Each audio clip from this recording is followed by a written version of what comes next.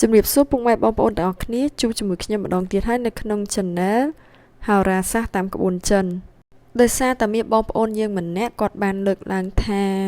គាត់ចង់សួរបន្តិចតើឆ្នាំកនិងឆ្នាំឆ្លូវយ៉ាងម៉េចដែរស្មោះត្រង់ជាមួយនឹងអ្នកឆ្នាំឆ្លូវអត់ហើយចង់ដឹងថាគេស្រឡាញ់ជាមួយអ្នកឆ្នាំឆ្លូវអត់ដូច្នេះហើយខ្ញុំក៏នឹកឃើញបង្កើតវីដេអូនេះឡើងដែលនិយាយអំពីប្តីឆ្នាំកនិងប្រពន្ធឆ្នាំឆ្លូវសង្ឃឹមថាវីដេអូនេះជាប្រយោជន៍ជូនទៅដល់គាត់និងអ្នករាល់គ្នាផងដែរដែលនៅក្នុងវីដេអូនេះដែរខ្ញុំនឹងរៀបរាប់អំពីអត្តចរិតទូទៅរបស់ឆ្នាំកលនិងឆ្នាំឆ្លូវព្រមទាំងអាកប្បកិរិយាអិយាបថរបស់គាត់នៅក្នុងស្នេហាដែលវាបង្ហាញអំពីចរិតលក្ខណៈតើប្តីមានចរិតបែបណានិងប្រពន្ធមានចរិតបែបណាបន្ទាប់ពីរៀបរាប់ចប់ខ្ញុំនឹងធ្វើការសន្មតពីភាពល្អនិងភាពអាចទៅរួចរបស់ឆ្នាំទាំងពីរបើសិនជាបានជាគូនឹងគ្នាមកដឹងអំពីចរិតលក្ខណៈទូទៅរបស់អ្នកដែលកើតនៅក្នុងឆ្នាំកឬឆ្នាំជ្រូកជ្រូកគឺជាសត្វដែលស្លូតជាសត្វតំណាងឲ្យភាពសប្បាយរីករាយសំណាងល្អនិងទ្រព្យសម្បត្តិលក្ខណៈរបស់មនុស្សដែលកើតនៅក្នុងឆ្នាំករួមមានជាមនុស្សដែលសប្បាយរីករាយសំណុកសុខស្រួលស្មោះត្រង់ងាយជឿជាក់និងមានការអប់រំស្មោះស្ម័គ្រនិងក្លាហានចំណុចអវិជ្ជមានរបស់អ្នកដែលកើតនៅក្នុងឆ្នាំកគឺរឹងរូសឆោតល្ងង់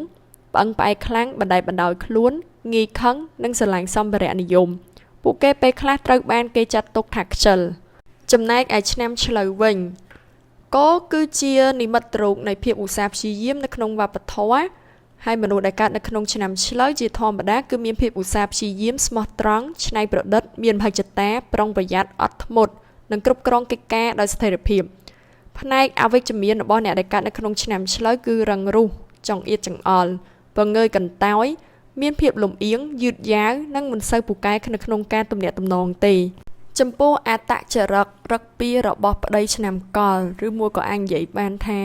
មនុស្សប្រុសឆ្នាំកលនៅក្នុងស្នេហាតើគាត់មានចរិតលក្ខណៈបែបណានៅក្នុងស្នេហាបុរសឆ្នាំកលចូលចិត្តទំនាក់ទំនងបែបសាមញ្ញដោយសារតែកង្វះថាមពលនៅក្នុងការថែរក្សាទំនាក់ទំនងពួកគេមិនចង់បានជីវិតអារម្មណ៍ស្មុគស្មាញទេដូច្នេះបុរសឆ្នាំកលប្រាថ្នាចង់បានទំនាក់ទំនងដែលផ្ដល់នូវភាពសុខស្រួល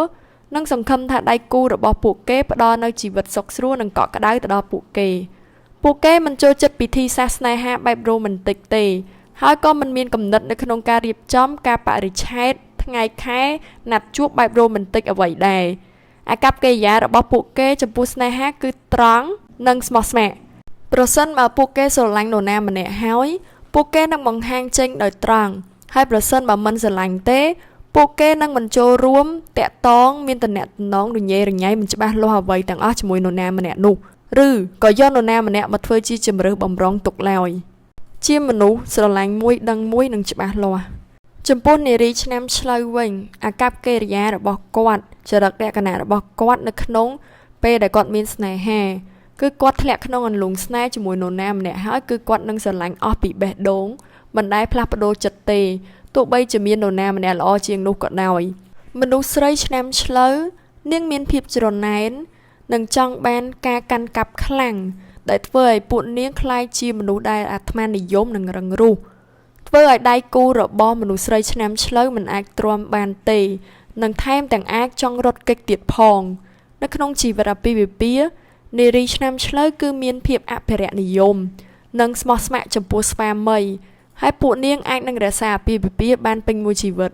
មកដល់ត្រង់ចំណុចនេះខ្ញុំអាចធ្វើការសន្មតបានថា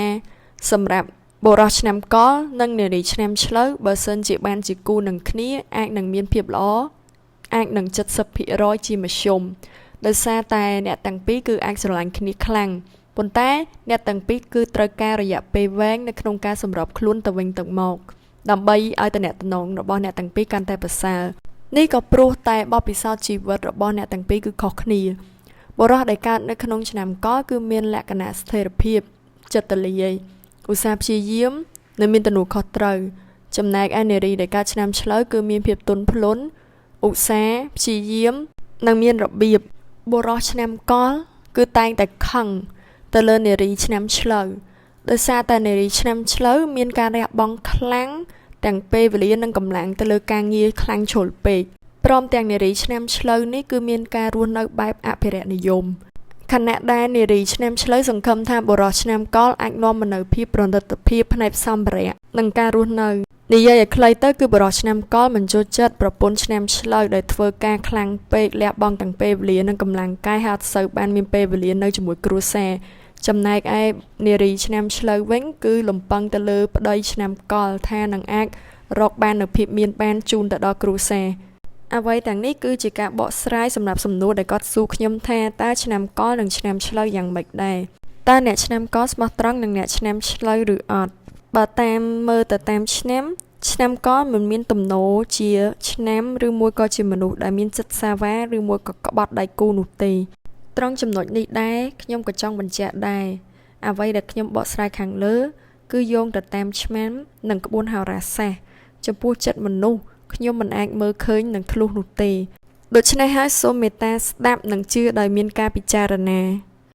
ចំពោះសំណួរដែលគាត់សួរថាតើឆ្នាំកលគេនឹងស្រឡាញ់ជាមួយនឹងឆ្នាំឆ្លូវអត់ខ្ញុំនឹងចេញវីដេអូមួយទៀតដែលនិយាយអំពីតើយើងមើលយ៉ាងម៉េចទើបដឹងថាមនុស្សឆ្នាំកលកំពុងតែស្រឡាញ់យើង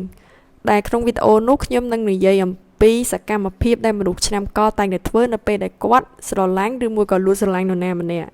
ខ្ញុំគិតថាបើសិនជាបងបានស្ដាប់និងទស្សនាវីដេអូនោះហើយមកផ្ទៀងផ្ទាត់ជាមួយសកម្មភាពរាល់ថ្ងៃ